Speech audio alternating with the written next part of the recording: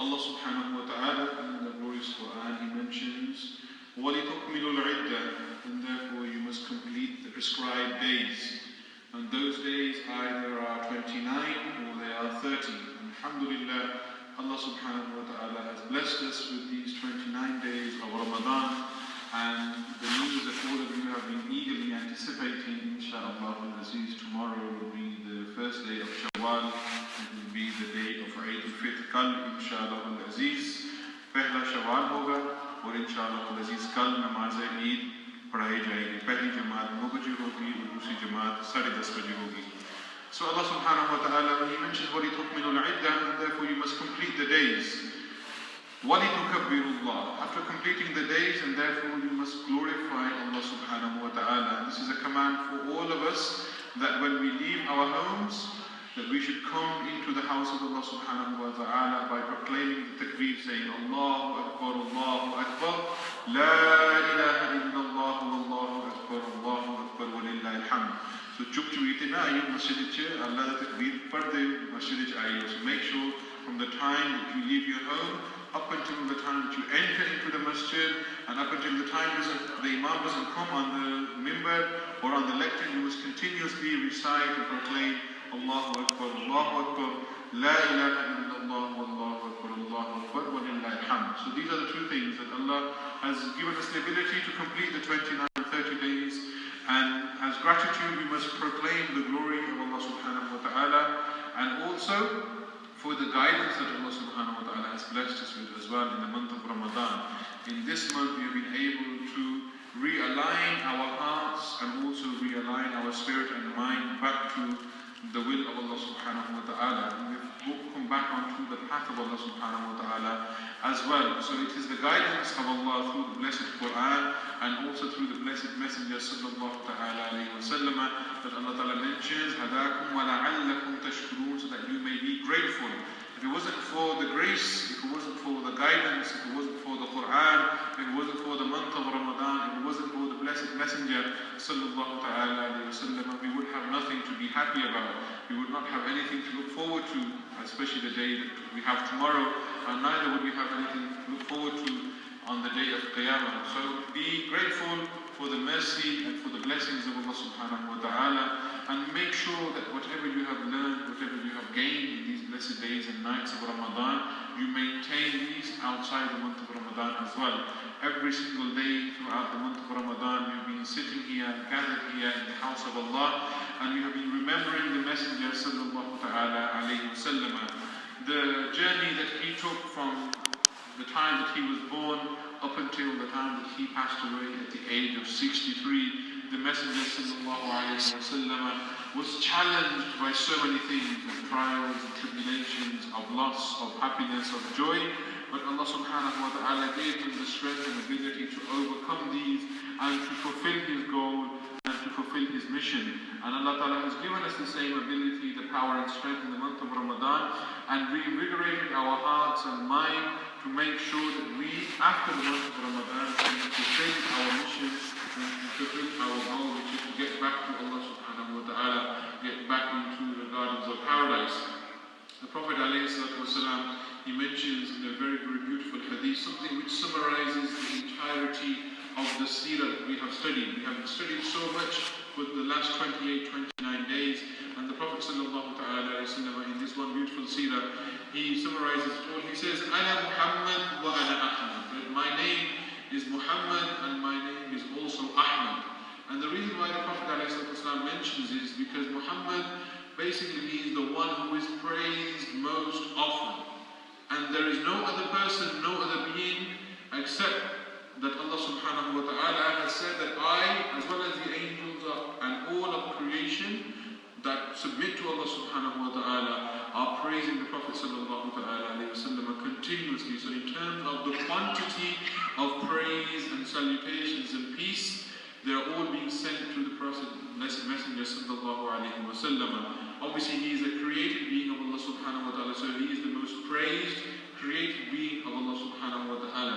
And then the Prophet ﷺ mentions Ana Ahmad.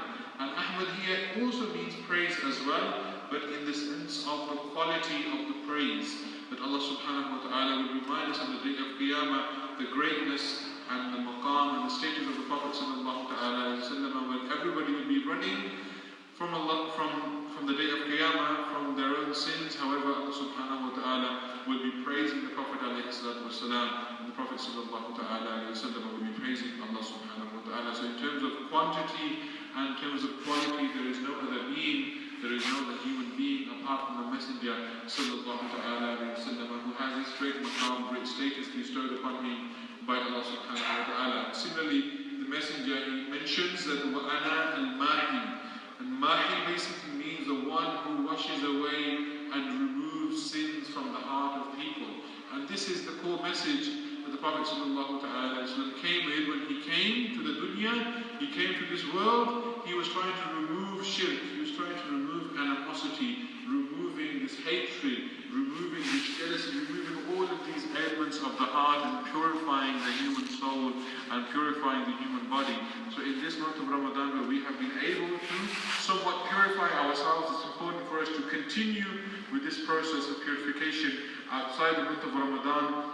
Praise the Messenger in quantity as well as quality, and follow in the footsteps of the Messenger by removing all of the blemishes and the sins that we have accumulated throughout the year. And the Messenger sallallahu alaihi wasallam also mentioned that on the day of Qiyamah, I will be the first one who will be resurrected and everybody will be coming to me. This is to show the greatness of the Prophet sallallahu alaihi wasallam for the trials that he went through and everything that he did for the sake of Allah subhanahu wa ta'ala. Similarly, we have left our homes, left our properties, left our wife and children so much for the sake of Allah subhanahu wa ta'ala. And the more you walk towards Allah subhanahu wa ta'ala, the more the praise of Allah subhanahu wa ta'ala will be with you, the more the success of Allah subhanahu wa ta'ala will be with you, and the more happiness and joy will be in your heart as well. So there's so much to reflect upon in terms of the life of the Messenger sallallahu ta'ala alayhi wa sallam. We have discussed so much during the days and nights of Ramadan. I encourage you all to go back onto the website. All of the videos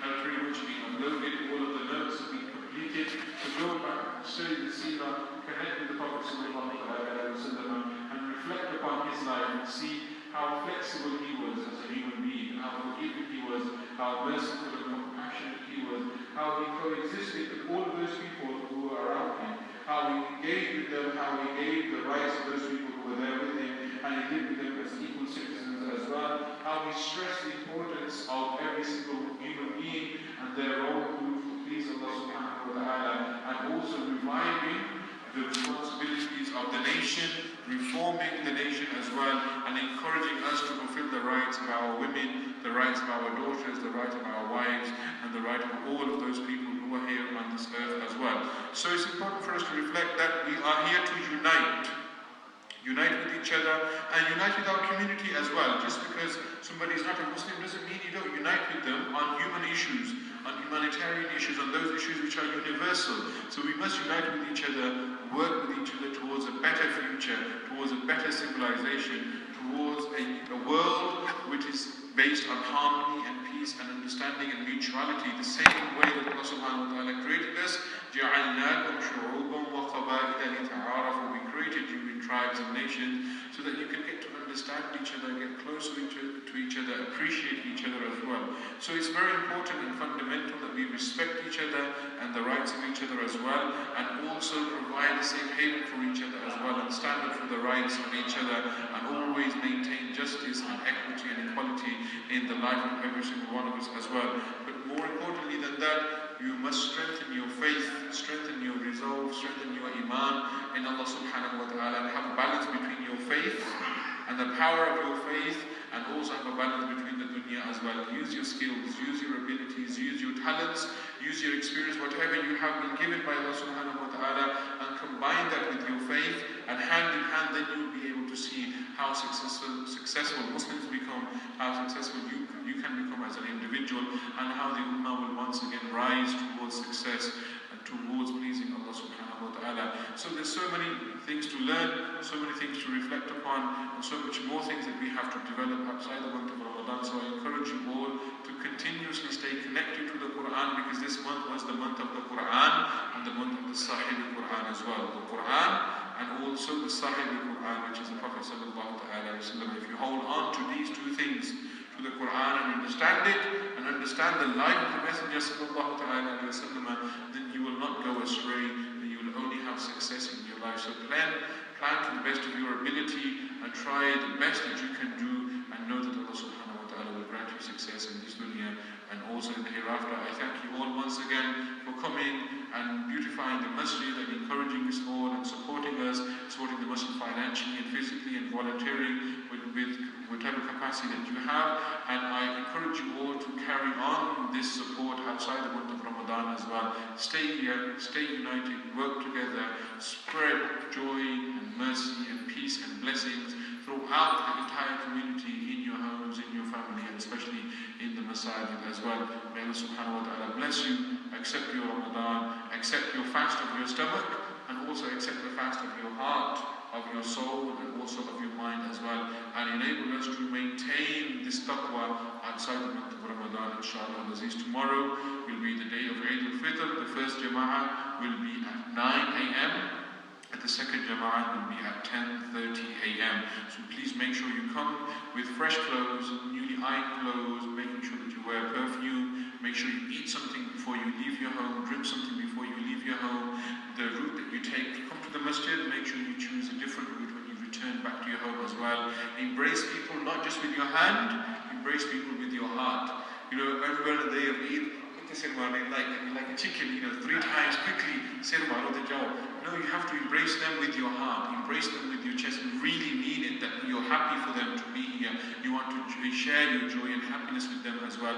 You are connecting your heart with them, that we have both collectively, as a community, as a nation, achieved something great, which is coming closer to Allah subhanahu wa ta'ala, achieve this beauty of the masjid that we have, the calligraphy that we have, and so many other things that we have. Connect your hearts as well as your hands as well. Tomorrow, inshallah, Aziz, donate generously to those causes throughout the world, to our brothers and sisters who need us, and also support your masjid as well, because without your support, it's very difficult for this masjid to meet the expenses that it has. So please do make sure that you contribute generously and open-heartedly tomorrow as well, and also contribute with your heart by smiling, by being cheerful, by forgiving those people who may have wronged you, and by sharing your times of happiness and joy with them as well. Join us today for the last and final iftar.